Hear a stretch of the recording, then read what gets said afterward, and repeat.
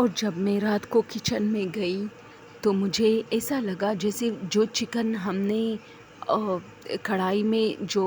بنائی تھی وہ اس میں صرف ہڈیاں بچی ہے، باقی کچھ نہیں۔ مجھے کافی غصہ آیا اور اپنے بہن بھائیوں کے کمرے میں آئی اور ان پہ غصہ نکالنے کے لیے دروازے کو ایک جھٹکے سے کھولا اور میں چیخی کہ آپ لوگوں نے سارا سالن کھایا ہے، میں کیا کھاؤں گی۔ السلام علیکم دوستو، یہ سٹوری جو کہ میں آپ لوگوں کے ساتھ شیئر کرنے والی ہوں، یہ میری ایک روم میٹ کی ہے۔ وہ کہتی ہے کہ چھٹیوں میں رات کے ٹائم ہم لوگ سٹڈی کرتے تھے، میری امی ہمارے لیے سالن بنا کے کچن میں چھوڑ دیتی تھی کیونکہ ہم لیٹ چائے پیتے تھے، جس کی وجہ سے کھانا پھر بہت زیادہ لیٹ کھاتے تھے۔ تو ایک رات اس طرح ہوا کہ 12 بجے میں کچن میں گئی اور میں نے دیکھا کہ جو کڑھائی میری موم نے تیار کی ہے اس میں تو صرف ہڈیاں ہی بچی ہے، باقی کچھ نہیں، اور ہڈیاں بھی ایسی کہ جیسے کسی نے آدھے کھائے ہو۔ تو میں اپنے جو باقی بہن بھائی ان کے کمرے میں آئی اور بہت غصے میں نے دروازہ کھولا اور ان سے کہا کہ آپ لوگوں نے پورا سالن کھایا ہے؟ تو ان سب نے کہا کہ نہیں، ہم پاگل ہیں جو پورا سالن کھائیں گے، اور ہمیں تو اتنی بھوک لگی ہے، ہم تو چاہتے تھے کہ تمہارے پاس آئے کہ اب بس کھانا کھا لیتے ہیں، کیونکہ ہم سب اکٹھے کھاتے تھے۔ تو وہ سب میرا ویٹ کر رہے تھے اور میں سمجھی کہ ان لوگوں نے کھایا ہوا ہے، تو میں کچن میں ڈر گئی کیونکہ میں رات دیر تک جاگتی تھی اور اپنے اسٹڈی کرتی تھی۔ تو میرے بھائی بہن بھی اسٹڈی کرتی تھی، لیکن چونکہ میں الگ کمرے میں کرتی تھی، میں کسی کے سامنے مطلب اسٹڈی بالکل نہیں کر سکتی تھی۔ تو اب ہم سب حیران تھے، ایک دوسرے پر الزامات لگا رہے تھے۔ خیر، ہم واپس کچن میں گئے اور میں نے ان کو کڑھائی دکھائی جو کہ بالکل خالی تھی، اور وہ سب حیران تھے۔ انہوں نے سوچا کہ چلو امی نے نہیں بنایا ہوگا، لیکن ہم نے خود امی کو دیکھا تھا جو کہ ہمارے لیے سالن بنا رہی تھی۔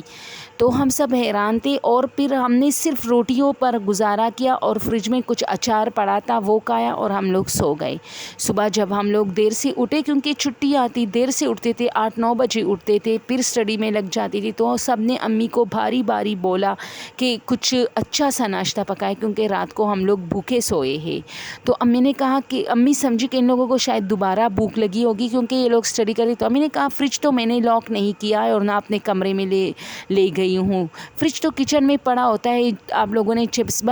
اگر آپ لوگوں کو بھوک لگی تھی تو آلو پڑا تھا، چپس بنا لیتے، انڈے پڑے تھے وہ پکا لیتے، کچھ بھی کر لیتے۔ تو ہم نے کہا وہ سب چھوڑو، آپ نے ہمارے لیے کھانا پکایا تھا۔ تو امی نے کہا ہاں، میں نے تو اتنی بڑی کڑھائی پر۔ تو ہم سب حیران ہو گئے اور ہم نے امی سے کہا کہ وہ اس میں صرف ہڈیاں تھی۔ تو امی نے کہا کہ ارے وہ تو صبح میں دھو چکی ہوں، اور میں سمجھی کہ یہ لوگ اتنے بھوکے تھے کہ ہڈیوں تک مطلب ہڈیوں کا بھی برا اثر کیا ہوا ہے اور اتنی صاف صفائی سے کھا لیا ہے۔ اس دن کے بعد ہم بہت حیران تھے، امی کہتی تھی شاید کوئی بلی ہوگی، لیکن نہیں، میرے دل میں ایک وہ ہو گئی دوستوں کہ ایسا تو نہیں ہو سکتا۔ لیکن کہتے ہیں کہ جو بیف ہوتی ہے نا، جو گوشت ہوتا ہے، اور جس کا بھی ہو، چاہے چکن کا ہو چاہے گائے وغیرہ کا ہو، لیکن کہتے ہیں کہ جنات ان کی طرف بہت اٹریکٹ ہوتے ہیں، اور میرے خیال میں جس نے بھی کھایا تھا وہ another creature تھا، کیونکہ عجیب طریقے سے کھا چکے تھے۔ خیر، یہ بات ختم ہو گئی اور اگلی بار اس طرح پھر ہوا کہ ہم لوگ کچن میں گئے تو وہاں صرف کڑھی جو فرائی پین ہوتی ہے وہ پڑی تھی اور باقی کچھ نہیں، ہڈیاں تک نہیں۔ تو ہم سب حیران تھے اور ہم رات کو ہی امی کے پاس گئے، امی بھی ڈر گئی، وہ بھی آئی، اس نے کہا یہ ایک بلی ہوگی جو کہ آدھی ہو چکی ہوگی، لیکن میں نے تو اس کے اوپر ڈھکن بھی رکھا تھا جو شیشے کا تھا۔ اب یہ بات دوستو کافی وہ ہے نا، قابل ڈسکشن ہے کہ کہتے ہیں کہ جب رات کو آپ لوگ کھانا کھا لیتے ہو نا، تو جو ہڈیاں بچتی ہے یا تو اس کو پھینک دیا کرو ڈسٹ بین میں، یا اس کے اوپر ڈھکن رکھ دیا کرو تاکہ جنات اس کی طرف اٹریکٹ نہ ہو۔ لیکن دوستو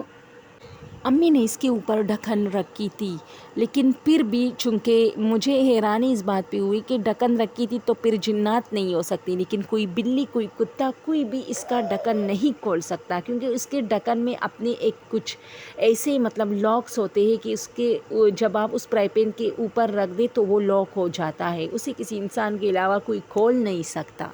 اور وہ ڈھکن شیشے کا تھا۔ یہ بات قابل غور تھا کہ جو جنات ہوتے انہیں تو نظر آ جاتا ہے تو بس یہ انہی کا کام ہوگا، اور ہم لوگ پھر بہت ڈر گئے، کیونکہ اس سے پہلے ہمارے ماموں نے کہا تھا کہ جب آپ لوگ سب عمرہ ادا کرنے کے لیے سعودی عربیہ گئے تھے اور میں آپ لوگ کے گھر میں اکیلا تھا، تو رات کے ٹائم مجھے فیل ہوتا تھا کہ کچن میں برتنوں کی آوازیں، میں کئی بار آ چکا ہوں لیکن مجھے کچھ بھی نظر نہیں آتا، اور ایک رات مجھے ایسا فیل ہوا کہ جیسے کوئی وہاں سے